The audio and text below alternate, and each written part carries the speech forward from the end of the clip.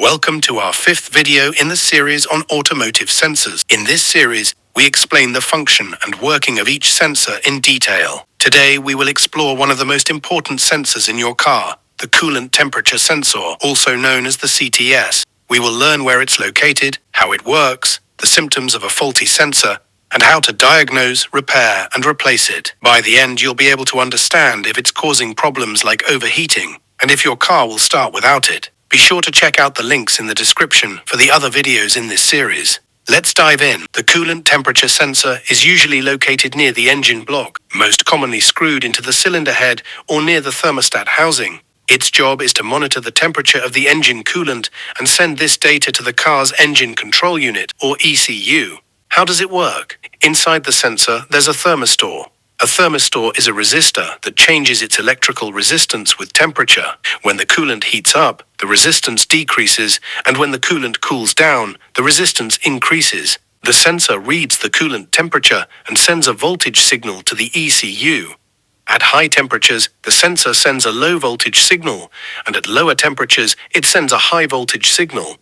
The ECU uses this information to adjust the fuel mixture, ignition timing, and even the operation of the cooling fan to maintain optimal engine performance. A faulty coolant temperature sensor can lead to a lot of problems. The most common symptom is the check engine light turning on.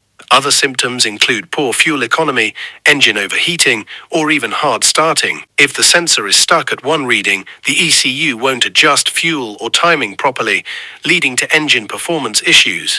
The signs of a faulty coolant temperature sensor are easy to spot: engine overheating or undercooling, hard starting, rough idling, poor fuel economy, black smoke from the exhaust, engine misfire. To diagnose a faulty coolant sensor, you can use a multimeter. First, disconnect the sensor and measure its resistance. Compare the readings with the manufacturer's specifications. You can also check for error codes using an OBD-II scanner.